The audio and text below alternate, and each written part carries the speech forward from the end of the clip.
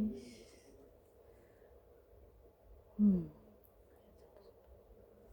Oke.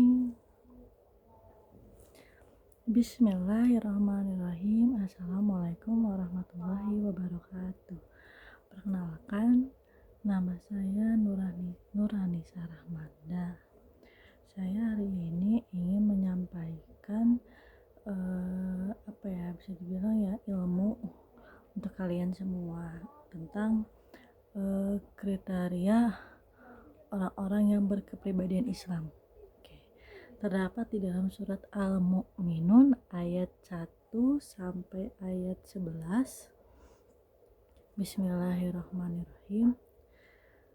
Qad aflahal mu'minun alladzina hum fi salatihim khashi'un walladzina hum 'anil lagwil mu'ridun walladzina hum lidzakati fa'ilun walladzina hum li furujihim hafizun illa ala azwajihim aw ma malakat aymanuhum fa innahum ghairu malumin faman ibtagha wara'a dzalika fa ulaika humul 'adun walladzina hum li amanatihim wa ahdihim ra'un walladzina hum ala sholatihim yuhafizun ulaika humul warisun alladzina yarisuna firdaus hum fiha khalidun.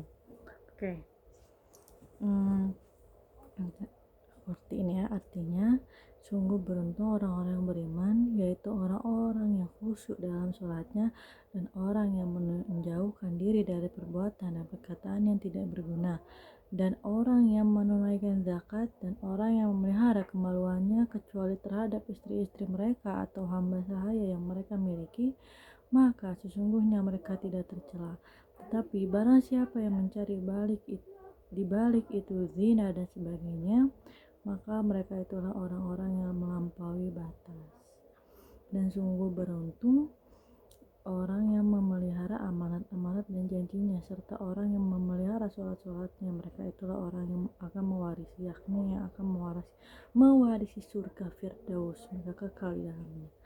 Di dalam ayat ini udah jelas banget ya, ayat pertamanya udah artinya sungguh beruntung orang yang beriman. Berarti orang-orang yang beriman di dalam setelah ayat ini itu udah menjelaskan, misalkan yang pertama, orang-orang yang beriman itu adalah yang khusyuk dalam sholatnya. Nah, yang kedua, orang yang menjauhkan diri dari perbuatan atau perkataan tidak berguna. Yang ketiga, orang yang menunaikan zakat. Yang keempat, orang yang memelihara kemaluannya. Yang kelima, memelihara amanat-amanat janjinya. Yang keenam, orang-orang yang memelihara sholatnya.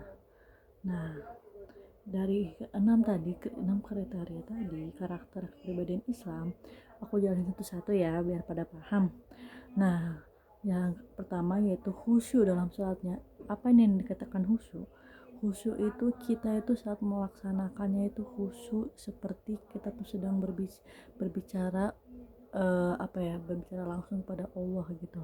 Jadi kita bisa dibilang kita tuh kayak bacaan sholatnya benar, nggak pernah salah, dan kita tuh hanya tidak terfokus dengan apa yang di sekeliling kita, dan khusyuk tuh ya bisa dibilang gitu. Jadi dia tuh niat karena Allah, pokoknya semua dari awal sampai akhir itu dia karena Allah, apapun yang dia lakuin tuh karena Allah, dan dia tuh fokus, pikiran dia tuh hanya fokus untuk beribadah kepada Allah gitu. Nah, itu nih yang dikatakan khusyuk. Nah, terus ada juga menjauhkan dari perbuatan dan perkataan tidak berguna. Nah, ini menjauhkan nih dari perkataan atau perbuatan tidak berguna. Misalkan kita tuh kayak kita tuh kayak mungkin ngegosipin orang ya, jadi kan itu kan tidak berguna juga kan, yang ada kita malah dosa. Nah, itu tuh kita harus menjauhkan diri dari ngomongin orang, menggunjing, karena kan kita ngomongin saudara kita itu kan sama aja kita tuh memakan darah daging kita sendiri, darah daging saudara kita sendiri. Itu kan ya nggak pantas gitu loh, nggak boleh. Terus orang menunaikan zakat. Nah, zakat kan pasti semua tahu lah zakat itu apa kan. Kayak apa namanya? Ada zakat fitrah, ada zakat yang berupa uang, beras gitu. Nah, terus ada juga orang yang memelihara kemaluannya. Nah, orang yang apa ya, bisa dibilang orang yang memelihara kemaluan tuh ya, dia tuh apa kayak perbuatan berzina. Nah, itu kan dia sama berarti namanya dia nggak memelihara kemaluannya kan. Nah, semoga kita di sini dalam lindungan Allah Subhanahu wa taala terus ya. Semoga kita jangan sampai di antara kalian ini ada yang belum ada yang tidak memelihara kemaluannya, jangan sampai naudzubillah min dzalik. Kalau misalkan emang ada, ya segeralah bertobat, karena Allah itu selalu membuka pintu umatnya selebar-lebarnya, seluas-luasnya. Jadi apa namanya, jadi kalian jangan takut untuk kayak aduh itu gak keterima, aku tobat gimana. Tenang, Allah itu pasti apa ya, Allah tuh pasti nerima hambanya ya, jika dia tuh niatnya tuh udah bertobat dan tidak ingin mengulangi kesalahannya lagi. Jadi tenang kalian ya, dan semua. Terus ada juga apa namanya, melihara amanat janjinya. Kayak misalkan zaman sekarang nih, kan zaman sekarang itu bisa dibilang ya banyak janji-janji palsu kan, kayak misalkan presiden atau enggak apa yang namanya, kayak dulu tuh zaman-zamannya kayak pilkada gitu-gitu kan, banyak menjanjikan kayak nanti saya janjikan akan membuat kalian apa tidak apa ya, membuat kalian tidak sengsara atau apa. Nah, itu kan ujung-ujungnya pas mereka kepilih ya tetap aja masyarakatnya sebanyak yang sengsara. Nah, itu tuh apalagi kalau misalkan dalam organisasi. Nah, misalkan dia itu harusnya tuh dikasih amanat, misalkan dia harusnya itu jadi apa namanya, pembawa acara di suatu acara event. Tahu-taunya dianya pas hari hanya nggak bisa gitu. Gara-gara ada dia lebih mementingkan kayak berlibur dengan teman-temannya dan meninggalkan amanatnya. Nah, gitu. Ya jangan sampai kita kayak gitu ya, guys, teman-teman. Semoga kita selalu dalam lindungan Allah, dan semoga kita selalu dijaga gitu dengan ucapan janji-janji kita yang kita pernah ucapkan gitu, dan jangan sampai kan tidak menepati janji gitu loh. Nah, terus ada juga orang yang memelihara sholatnya. Orang bedanya tadi khusyuk sholat sama melihara tuh beda, guys. Nah, kalau misalkan memelihara itu tuh dia itu bisa dibilang tidak pernah meninggalkan sholat, tidak pernah meninggalkan sholat 5 waktu, bahkan sholat fardu gitu.